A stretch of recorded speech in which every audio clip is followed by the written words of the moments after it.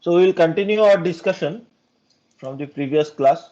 We have finished discussing about different types of Rankine cycle. We have studied about simple Rankine cycle, then two major modifications, the reheat Rankine cycle and the regenerative Rankine cycle. And in regenerative Rankine cycle itself, we have seen three types of regenerative Rankine cycle. Cycle with open feed water heaters, cycle with closed feed water heaters with drains cascaded backwards, and cycles with closed feed water heater with drains pumped forward. Okay. So I have uploaded a few problems for you to solve and practice. You can also solve more problems from the books by from the thermodynamics books by Chengalgos and from the Pekenak book. Okay. So the problems, the assignment problems are uploaded in MS Teams. Okay. I hope you have seen them and you can access them, and you don't have to submit the solutions. Solutions for the main problems are given, posted already, and I have added some additional problems which is just for practice. You can solve and compare with your friends. Okay, so because they are of the same nature, so solution process is similar for all of them. So we will continue further, and we will see a few different other aspects of or other types of thermodynamic cycles, modifications of Rankine cycle or with Rankine cycle. Okay. So the so one type of Rankine cycle which has recently become popular is known as supercritical Rankine cycle. Okay, you can see the screen, right? The supercritical Rankine cycle. Yes. Okay, good. So in supercritical Rankine cycle, the major difference is that the boiler pressure is supercritical, means it is above the critical point of water. So if it is a steam based cycle, it is above the critical point of water. So critical pressure of water is 22 megapascal.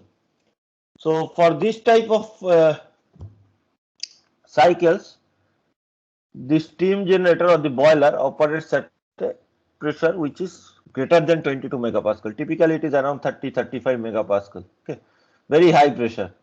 So otherwise the cycle looks similar because so I will go through the cycle once and explain it to you, and it is very similar to the simple Rankine cycle. Only modification is that the boiler process or heating process is outside the two phase region because the pressure is higher than the critical pressure. Okay, so if we start from 1, which is the condenser outlet, so from 1 to 2 is the pressure increase in the pump. So you have a series of pumps which increases the pressure to a very high pressure. So say 1 is at 10 kP and 2 is at 35 megapascal. So it increases the pressure to a supercritical pressure. Okay. Then this fluid is known as supercritical fluid. Once the pressure goes above the supercritical pressure, you cannot call it as liquid or vapor. Okay. It has to be called as supercritical fluid. In many books, it is wrongly written as supercritical liquid if the temperature is less than this critical temperature, and supercritical vapor if the temperature is more than the critical temperature. That is not the correct description. So in many of the books this is wrongly written. Okay, the actual definition is that once the pressure is higher than the critical pressure, it is a supercritical fluid. You cannot distinguish between liquid and vapor, or you cannot say that below the temperature, critical temperature, it is liquid and above it is vapor, because there is no transition period. There is only a smooth transition of the properties. So what happens next is that you pass this to the boiler at point 2. Okay, so these boilers are designed differently. These do not have any steam drum and other parts. We will see what are steam drums later on, and we will also see supercritical boilers. So these do not have any steam drum and anything else. This just you the fluid enters device like a heat exchanger and gets heated and comes out at a very high temperature from the other side. Okay, there is a smooth transition of properties. There is no sudden phase change occurring, and you cannot say that it has become vapor. It was supercritical fluid. It still remains a supercritical fluid, but now at high temperature. Okay. Properties are similar to a vapor, but at high temperature. So somewhat it is in between a vapor and liquid. Although it is at high temperature, because of very high pressure, the molecules are very near to each other. So the behavior is somewhat like a liquid also, in between vapor and liquid. So from this point 3, typically this type of supercritical Rankine cycles have two reheat cycles or two reheat stages. Okay, not two reheat cycles, two reheat stages. So after this, there is expansion in the turbine, then first reheat stage from 4 to 5, expansion in another turbine, intermediate pressure turbine, then another reheat stage, and then expansion in the low pressure turbine. So 3 to 4 is high pressure turbine, 5 to 6 is medium pressure turbine, intermediate pressure turbine, and 7 to 8 is the low pressure turbine. Okay. So this is in general what is a supercritical Rankine cycle. The problems you can solve in a similar way as a normal cycle. Okay, you have to use superheated tables for solving the variations or get the data for 0.34 etc. So can somebody say why we need at least two reheat cycles or two reheat stages for this type of Rankine cycle, or why reheat stages are required at all for this Rankine cycle? Efficiency is anyway very high because the boiler temperature is so high, the mean temperature of heat addition is also high. The efficiency of this cycle is very high.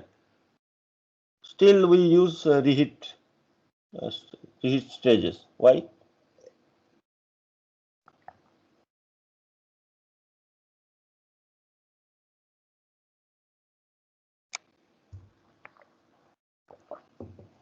The maximum temperature, remember, is still limited by the turbine blade material. So maximum temperature still remains as around 600 degrees centigrade, whether you are using supercritical boiler pressure or not. Okay. So the 0.3 temperature does not go higher. Okay. So then what is the side effect of that? Please respond to the questions. Okay. Otherwise there is no discussion in the class. You have to respond more to the questions. So like to increase the quality of steam at the Correct. outlet.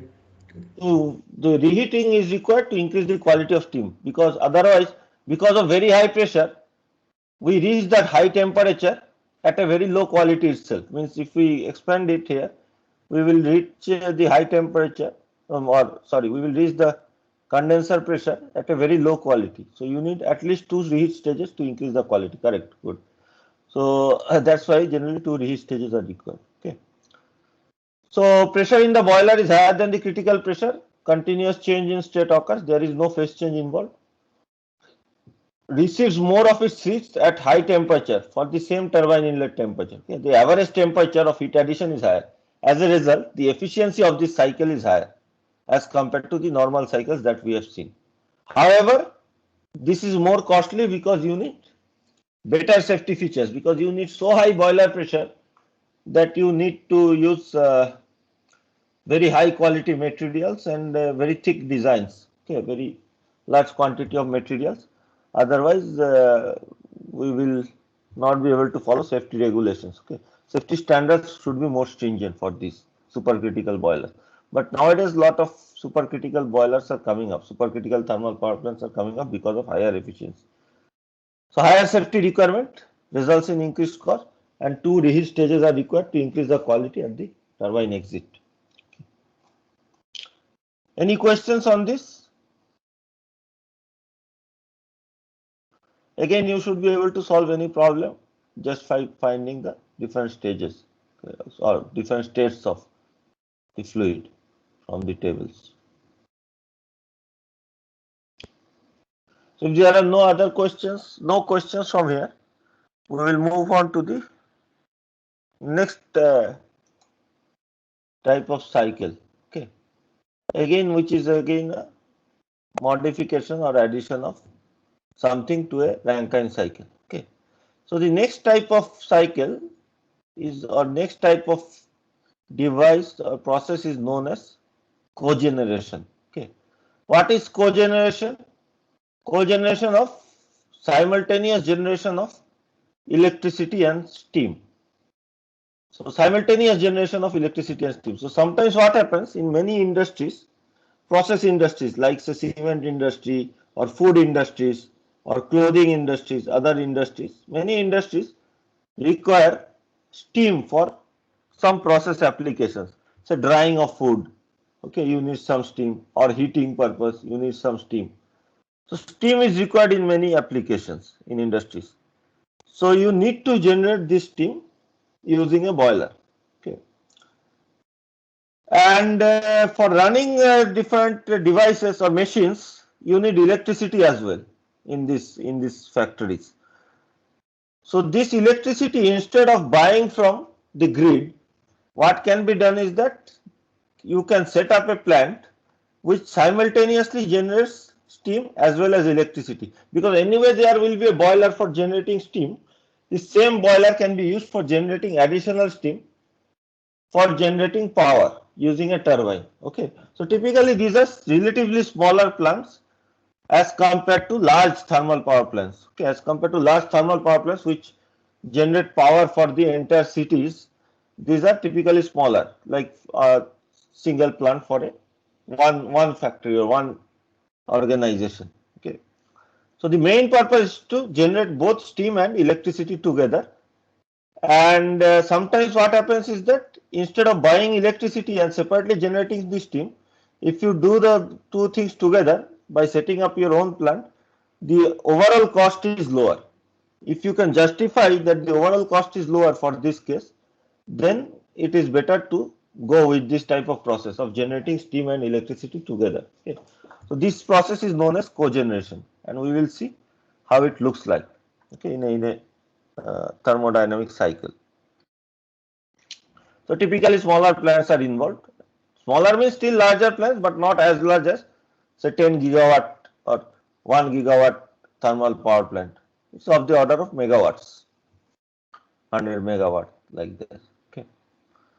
So for this cogeneration, there can be two types of cycle. Although only one type is used because the other type is very inefficient, there can be mainly two types of cycle. So we will take a look at each type of cycle. Okay. So first type is known as a topping cycle. Topping cycle means by this name topping, because the Rankine cycle is at the top, so this name topping comes. Okay, Rankine cycle is at the top, so that name topping comes. There is another type of cycle called bottoming cycle, where the Rankine cycle should be at the bottom, okay, which is not used.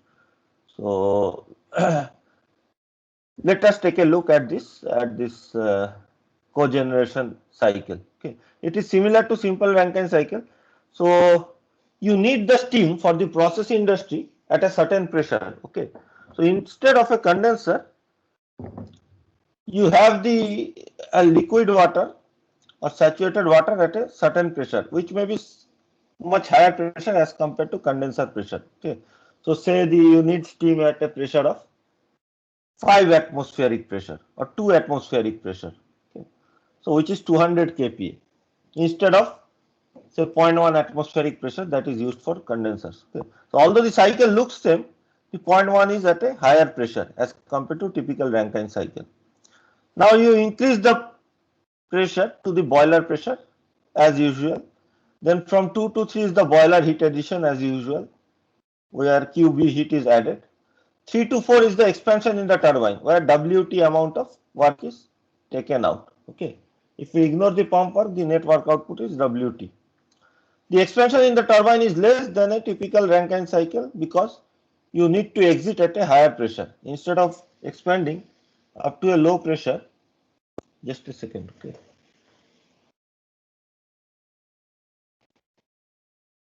Phone calls are disturbing. I will switch off my other SIM.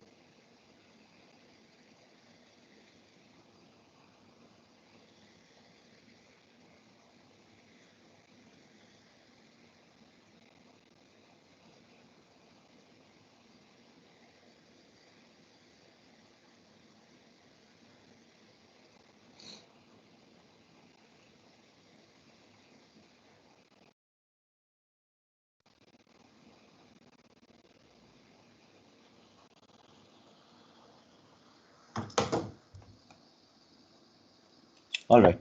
So we take out the steam from the turbine at the required pressure at which steam is required for the process industry. Okay, for say food processing or cement processing, things like that. So this is typically a higher pressure as compared to normal condenser pressures. Now this steam is passed or sent to the for the required task. Okay, and generally this steam is used for heating up for drying purpose. So what happens is that the steam loses heat and it comes back to its saturated liquid condition. Okay, this can be one option. Another option is that the steam is used up totally. Okay, and you input like it's like an open cycle. You keep on inputting fresh water from this point 1 and the steam gets used up at point 4. It does not come back at point 1. It gets used up at point 4. Okay, so it can happen either way. So then whatever if the steam gets used up, you use water at point 1, you take it and increase the pressure and again increase the pressure to go to boiler pressure and continue the cycle. Okay, so this QH, which is the area under the curve from 4 to 1, is the heat that is being generated or used up by the process industry. This is known as process heat. Okay, this is the useful heat that is used from the steam. Okay, so the net output of the cycle is not only work output. The net output is the work output WT plus the useful heat QH. Okay, this QH cannot be entirely used up. So we will see that there is a certain efficiency associated with this QH. So based on this, we have to define a effectiveness of this cycle. Okay, but QH can be written as m dot H4 minus H1. So in summary, steam is taken for process requirement instead of taking to condenser, used for high steam requirement. So this type of cycle is used when the steam requirement is high. Okay, so this is a subcategory of topping cycle. This is known as topping cycle with back pressure turbine. Okay, why the back pressure turbine? Because the back pressure of the turbine, the 0.4, okay, the outlet pressure of the turbine is fixed because of the processing requirement, okay, or steam requirement. Okay, and steam is generally taken out at this pressure and in large quantity. Whatever is the quantity of steam flowing through the cycle, the entire amount of steam is taken out. Okay, so this is used for high steam requirement. Any questions? Any confusion regarding this?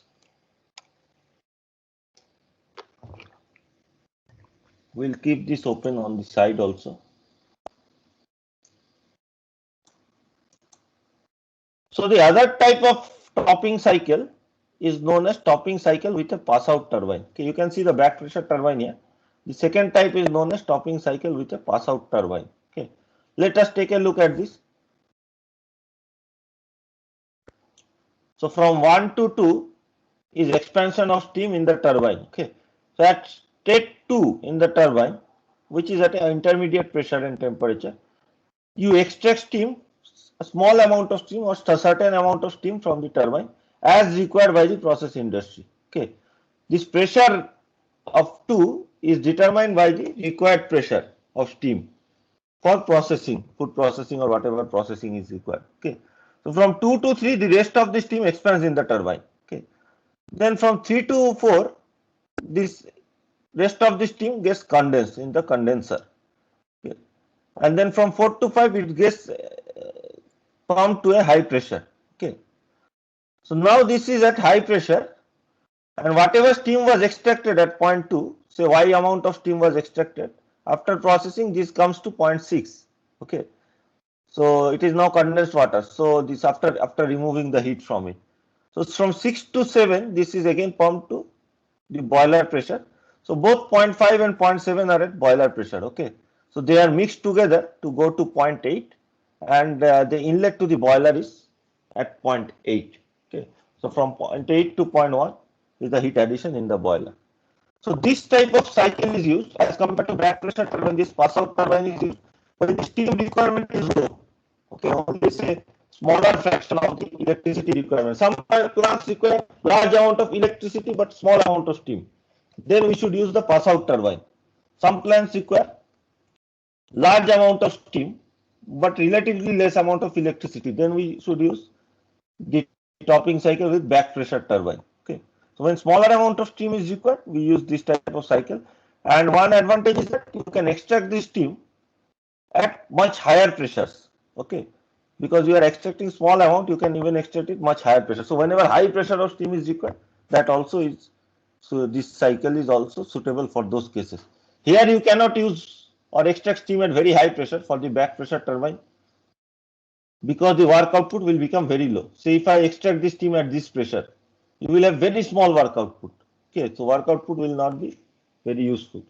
But in this case, there will still be very large amount of work output, because y minus 1 minus y fraction of steam is still passing through the rest of the expansion process in the turbine. Okay.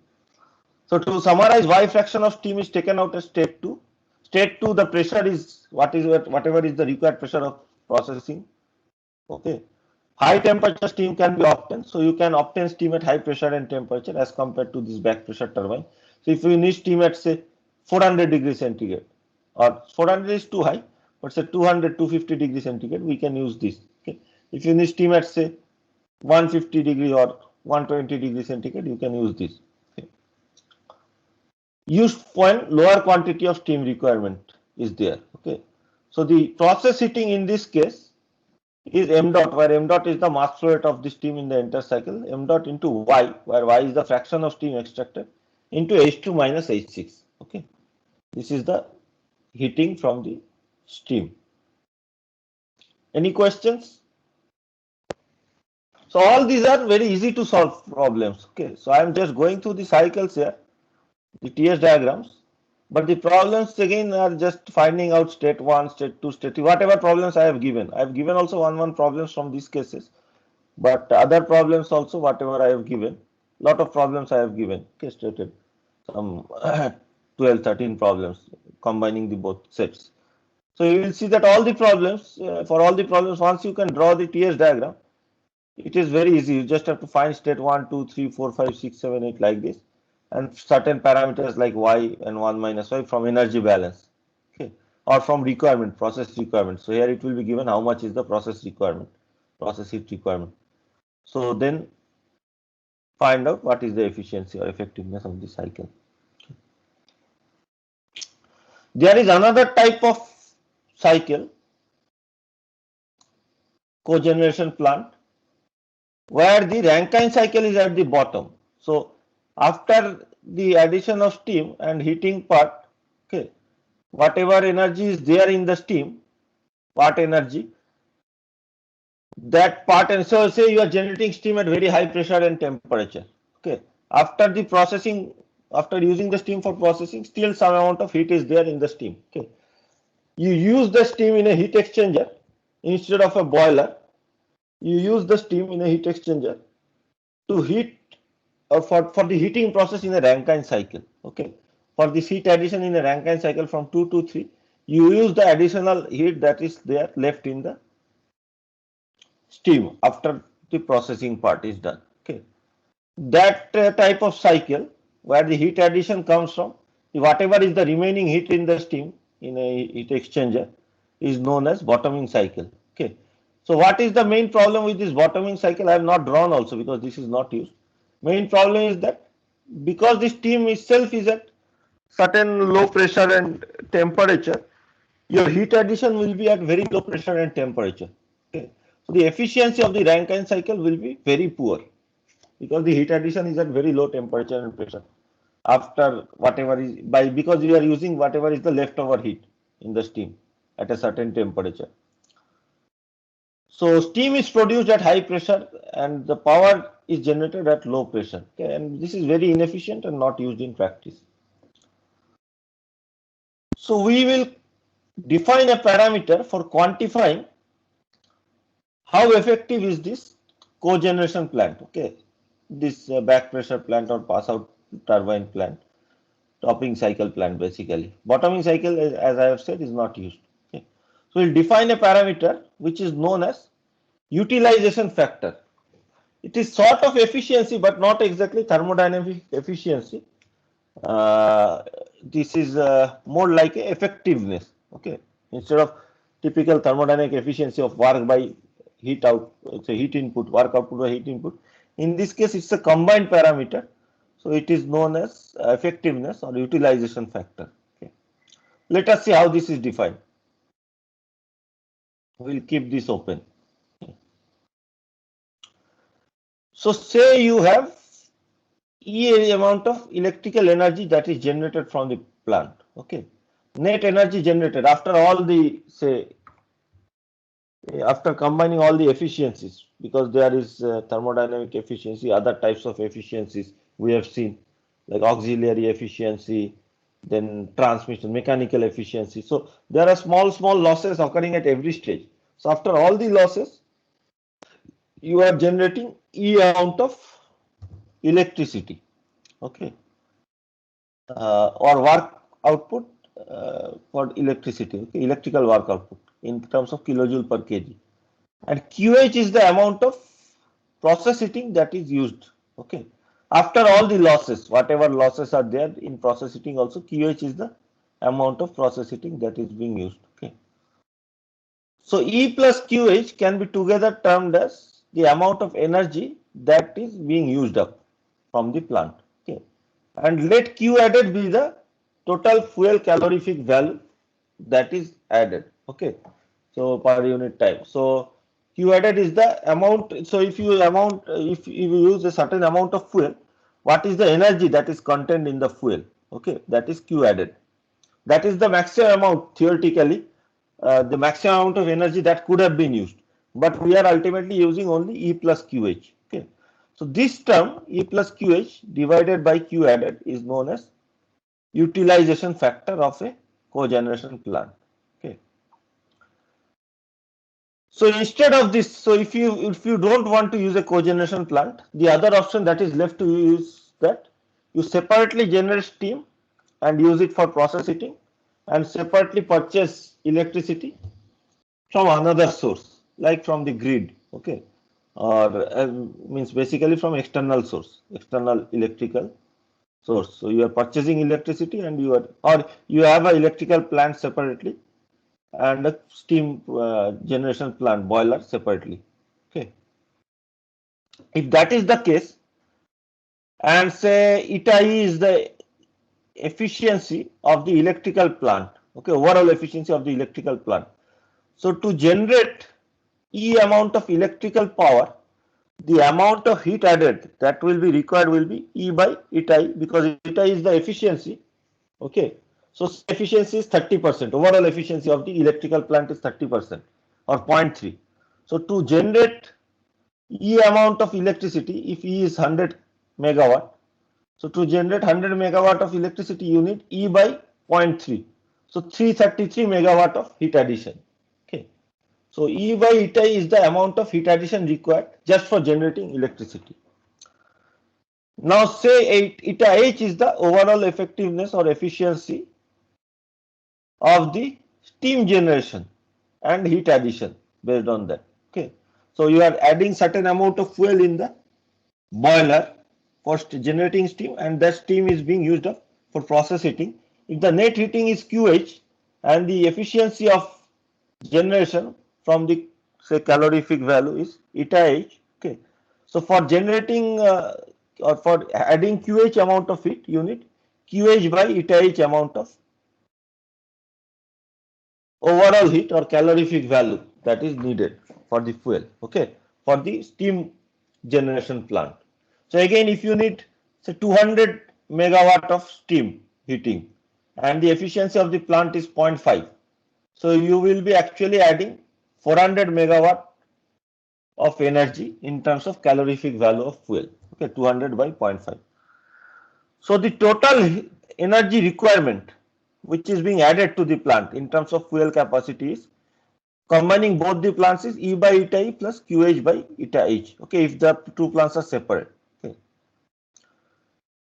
So the combined efficiency of these two cycles can be together stated as E by E plus QH by Q added Okay, and Q added can be again represented by E by eta E plus QH by eta H. Okay, so E plus QH by E by eta E plus QH by eta H.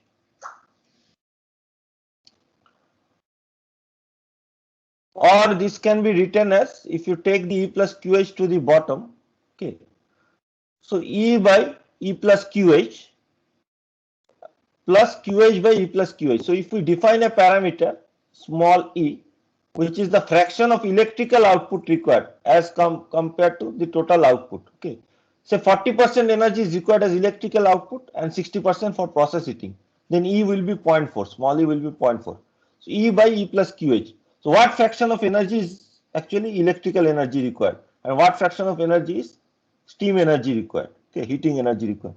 So if we define a parameter like this, small e, so I can write the efficiency of the two combined plants together. So there are two separate plants. So the combined efficiency of these two separate plants is 1 by E by eta E plus 1 minus E by eta H. Okay, where eta E and eta H are the efficiencies of the separate plants. Okay, so this is the combined efficiency when two separate plants are used. If our cogeneration effectiveness or utilization factor is greater than this combined efficiency, we will use, or cogeneration will be beneficial. We will use cogeneration. If eta combined is greater as compared to this epsilon utilization factor, then two separate plants are better. Okay. So if the combined efficiency is, if the utilization factor is higher as compared to the separate plant combined efficiency, you use a cogeneration plant. If this combined efficiency is higher, we will not use a cogeneration plant, but we will use separate steam generation and separate electricity generation. So this actually completes our discussion on the cogeneration plant. Any question on this? There is a problem that I have given in the problem sheet, but problem solving is very easy for this.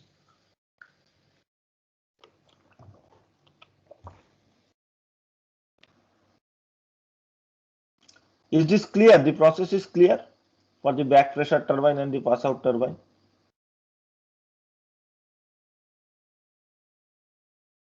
Yes, sir. Okay. So it should be very clear that in which case we will use pass out turbine and which case we will use back pressure turbine. Pass out turbine, the main advantage is that you can extract steam at very high pressure and temperature. So in some processing industry, you need very high temperature steam, and that can be extracted. But if you use a back pressure turbine for the same, you will not be able to generate much work because your Rankine cycle will have a very small turbine expansion. Okay, so in that case, pass out turbine is needed. However, when low pressure, low temperature steam is needed, you can use a back pressure turbine. The advantage of back pressure turbine is that large volume of steam can be generated. Okay, here only small volume of steam can be generated. So let us move on to the next small topic. Okay, there are small topics here. Before, like, which we will finish in 1 or 2 days, and then we will finish this chapter on thermodynamic cycle and move on to the individual components. For the rest of the course, we will go to the individual components. We will start with the steam generation and boiler part. Okay, the entire furnace or boiler, and for a couple of weeks we will go through the boiler and steam generation before and after the mixture, and then we will move on to the other aspects, like we'll study about fuels, then combustion process, heat generation. Then we will move on to nozzles, compressible fluids and nozzles for turbines. Then we will move on to turbines, and finally a little bit on condensers and cooling towers. So we'll go through all these individual components of a thermal power plant in the rest of the course. After a couple of days, we will start that once we finish about these thermodynamic cycles. So before going to the last part of it, last part of the thermodynamic cycle is on combined cycle power plant. Okay, there is a small topic that we should cover. Okay, which is what is an ideal Rankine cycle? Why we should cover this? Because we want to know whether a simple Rankine cycle is sufficient or whether we need certain combination of 2 cycles or 3 cycles to achieve the ideal work output. Okay. So what should be an ideal Rankine cycle? That is our question. Okay. Ideal Rankine cycle in terms of ideal fluid. Okay. Instead of water, if we use certain other fluid, so whether that will be better or water is better. Okay. So one very big advantage of using water is that water is very readily available and very cost effective. It is very cheap, inexpensive. Okay. But because the working fluid here is not wasted, because it is getting recirculated again and again, we can use other types of fluid also. For example, we can use ammonia or carbon dioxide or even liquid mercury or vapor mercury, means a mercury cycle also can be generated. Okay. Although these are hazardous, so lot of other types of working fluids can also be used if they are properly closed, if there are no leakages, because the same fluid is getting recirculated again and again. Okay. So let us take a look at what are the ideal requirements of a cycle. Okay. So one requirement is that high critical temperature. Okay. High critical temperature. I have stated that high critical temperature means low saturation pressure at Tmax. So what does it mean? Can anyone explain? If a working fluid has high critical temperature, it means that this point, okay, the top point of this saturated dome is very high, okay, as compared to for a certain pressure. So what it means that if you want to achieve a certain temperature, so say this dome has such a critical temperature of 1000 degrees centigrade, okay, different fluid, not water. So to achieve 600 degrees centigrade, you need to just go to up to a certain height, which is much less than the critical pressure. So the pressure requirement for achieving high temperature is much less. Okay, so much less pressure. For much less pressure, you can go to high temperature. So low pressure is relatively low pressure is used at Tmax. Okay. So as a result, if low pressure is required, what are the advantages of using low pressure?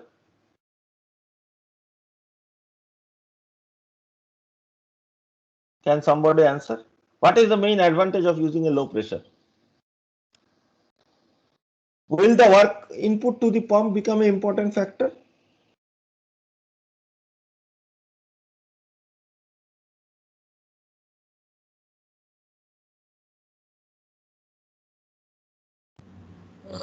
No, so like it will be negligible. So It will be negligible, correct.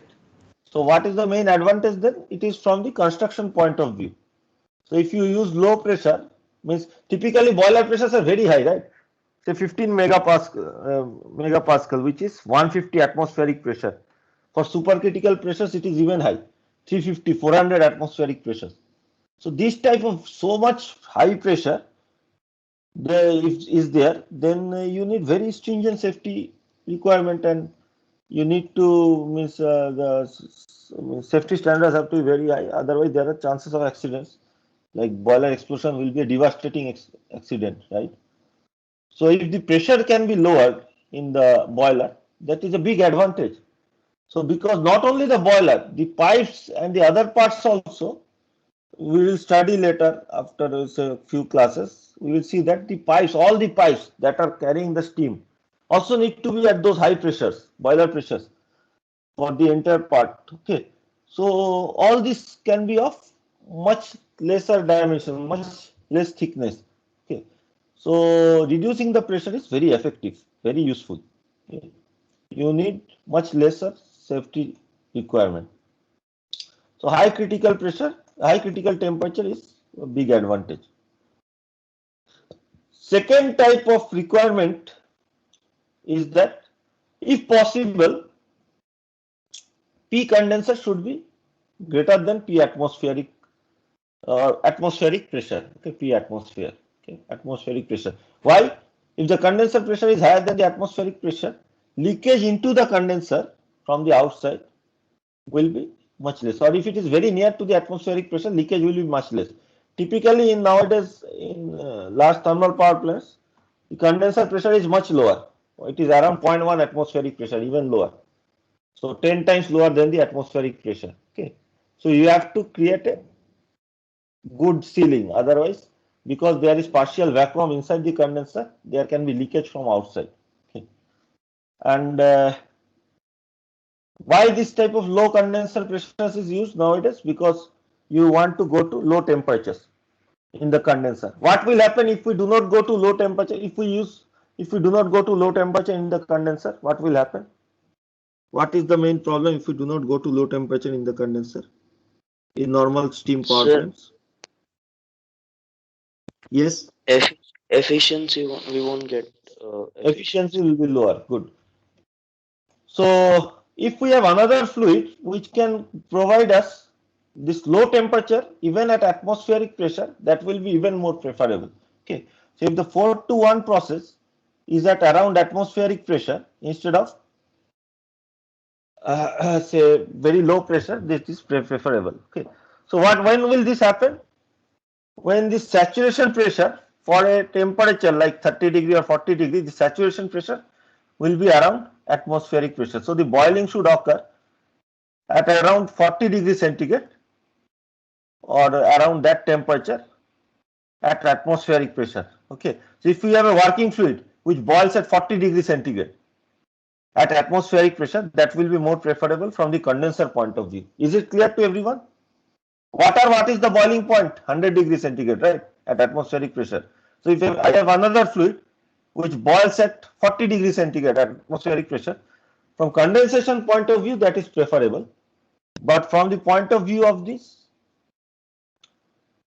0.1, typically it will not be preferable because both of these together is very unlikely.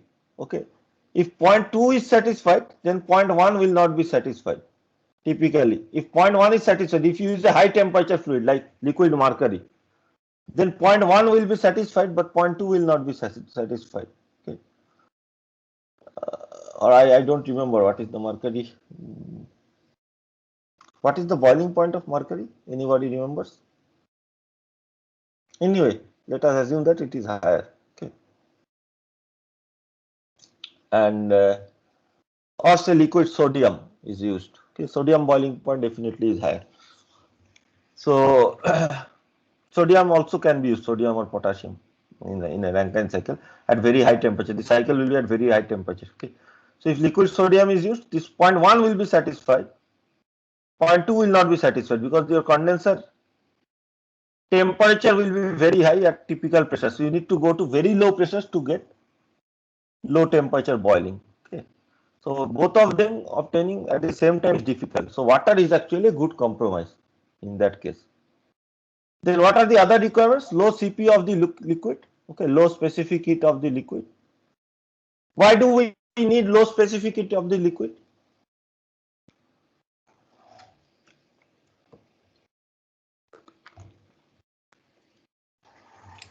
If we think in terms of the mean temperature of heat addition, okay. So in that part, this 1 to 2 process is the poorest performing part, right? Because this is bringing down the mean temperature of heat addition, okay, average temperature.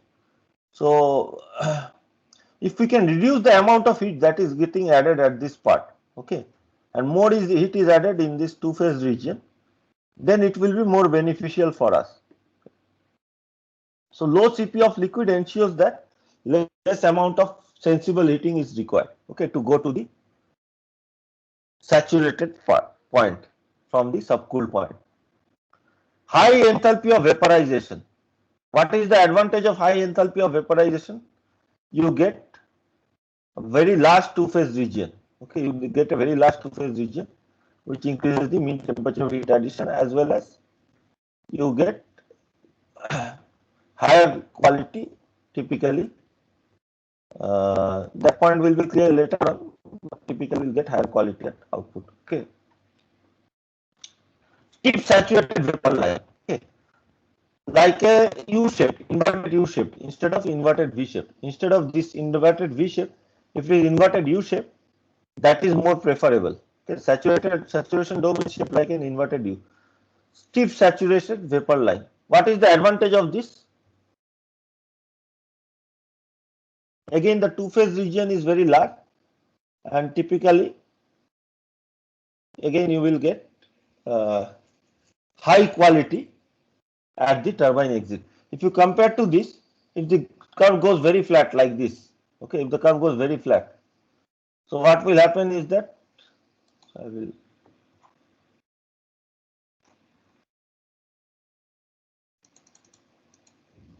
if the curve goes very flat like this, sorry,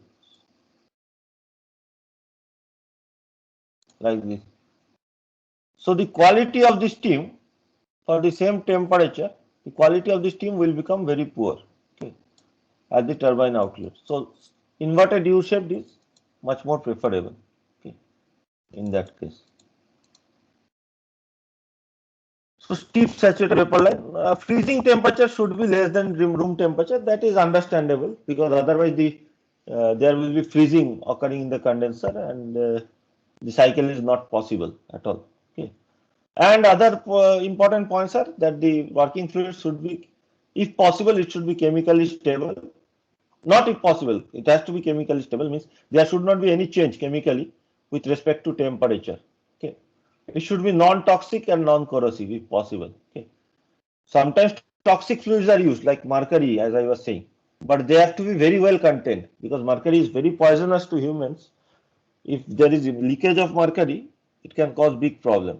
Okay. Mercury is very toxic, and if somebody ingests mercury or if there is mercury inhalation, in the long run, there is a good chance of fatality.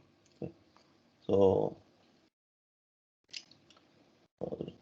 it is preferable to have non-toxic fluid. Okay. So if we consider all these points typically, and obviously cost has to be low, that I have not added here, that is understandable. Okay. So water is the best option that is available to us, okay, for a single fluid. If we use a single fluid, water is the best option that is available to us considering all this. Okay. Some points it may not satisfy, but otherwise it is much easier to obtain and much better in many respects. Okay. Any questions here?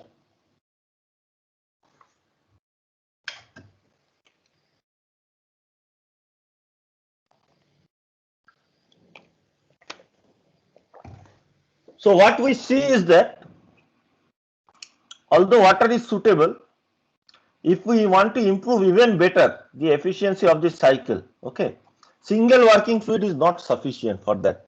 If we want to improve the efficiency of the cycle even further, a single working fluid is not sufficient. Okay, it has this restriction. So if say this condition 2 is satisfied, condition 1 is difficult to satisfy. If condition 1 is satisfied, means if you have a very large high boiling point substance, then it will satisfy condition 1, but it will not satisfy condition 2. Okay. So if we can separate these two processes, if we can combine two different power plants, then we may be able to achieve higher efficiency. Okay. Although the initial cost will be high, we may be able to achieve higher efficiency. Okay. So that type of plants are known as combined cycle power plants. Okay, where you combine two separate cycles together. Okay. There are two types of combined cycle power plant. One is combined Rankine cycle. So you have two Rankine cycles with two different working fluids together. And second one is a combined Rankine cycle and gas turbine plant. Okay, so gas turbine cycle is Brayton cycle. So combined Brayton Rankine cycle plant. We will study in the next class. Combined Brayton Rankine cycle plant. So you can have both combined Rankine cycle plant or combined Rankine Brayton cycle plant. Okay. So still some time is left. Let us take a look at this and we'll continue in the next class. Combined Rankine cycle plant. You have two Rankine cycles. Okay. One Rankine cycle is with a working fluid which boils at high temperature. Okay. Like at normal atmospheric pressure, the boiling temperature is higher. So boiling point is high. And the second working fluid is boiling point is lower as compared to the first one. So the first working fluid can be mercury, sodium, potassium, etc. Okay, which works at very high temperatures. Okay, so the boiling process will occur at very high temperatures, even at moderate pressures. So what will happen is that you have a typical simple Rankine cycle with that working fluid. You go from 0.5 to 6, you increase the pressure to the boiling pressure. Boiling pressure will not be very high for that working fluid. Okay, because at low pressures itself it will go to very high temperatures for boiling. Okay, because boiling point itself is very high. From 6 to 7 we have heat addition in the boiler. Again, the boiler pressure is not very high, but the boiler temperature is very high. Okay, from 7 to 8 you have expansion uh, in the turbine. So you need special turbines also, because the turbines have to handle these fluids. Okay, and there may be corrosion. Sodium and potassium are corrosive. So the turbines blades should be able to handle them. Okay, like ceramic coatings or something should be there, or high quality nickel alloys or super alloys. Okay. Then from 8 to 5. So for this 8 to 5 process, we don't have any condenser. Okay, what happens is that instead of a condenser, you have a heat exchanger. So the heat is extracted from 8 to 5 using a counterflow heat exchanger. Okay, so this heat which is getting extracted from 8 to 5 is used for the second cycle to go from point 2 dash to 2 double dash. Okay, not from 2 to 3, but from 2 dash to 2 double dash. So what is the second cycle? Second cycle can be water. Okay, water cycle. So from 1 to 2 is the typical pressure increase in the pump. 2 to 3 is the heat addition. But this heat addition from 2 to 2 dash is occurring in the boiler, and 2 double dash to 3 is occurring in the boiler. But from 2 dash to 2 double dash, the major part, the latent energy part, is taken from the high temperature cycle. Okay, and then from 3 to 4 is the turbine expansion, and 4 to 1 is the condenser process. Okay, so the heat rejection in the condenser is from 4 to 1. So the heat exchange in the heat exchanger is, so this 2 to 2 dash and 8 to 5 are equal, means the heat exchange process. So m dot b, if m dot b is the mass flow rate in the high temperature cycle, m dot b into H8 minus H5, m dot b into H8 minus H5 is the heat rejection in the heat exchanger. This is equal to m dot a, where m dot a is the mass flow rate of the water, m dot a into H2 double dash minus H2 dash. Okay, this is the energy balance in the heat exchanger. M dot b into H8 minus H5 is equal to m dot a into H2 double dash minus H2 dash. Okay. So small part is left. Let us finish it. 2-3 minutes are still left. So the heat addition, we will come again revisit this in the next class. Heat addition in the boiler, overall heat addition in the cycle is m dot b into H7 minus H6 plus m dot a into H3 minus H2 double dash plus m dot a into H2 dash minus H2. Okay, and overall heat extraction is condenser heat removal m dot a into H4 minus H1, because there is no condenser for the first one, it does not count, it is internal process. And the heat exchange process gives us the m dot b by m dot a. Okay, ratio of mass flow is required. You can get the work output from the cycle. So work output from the first cycle is m dot b H7 minus H8 minus m dot b H6 minus H5, and work output from the second cycle is m dot a H3 minus H4 minus m dot a H2 minus H1. So the net work output combining these two divided by the heat addition in the first boiler, because there is no total heat addition, sorry, heat addition in the from going from 6 to 7 as well as 2 to 2 dash plus 2 double dash to 3. If you divide by this, you get the overall efficiency. Okay, we'll stop here and continue the discussion in the next class. Please don't leave before I take the attendance.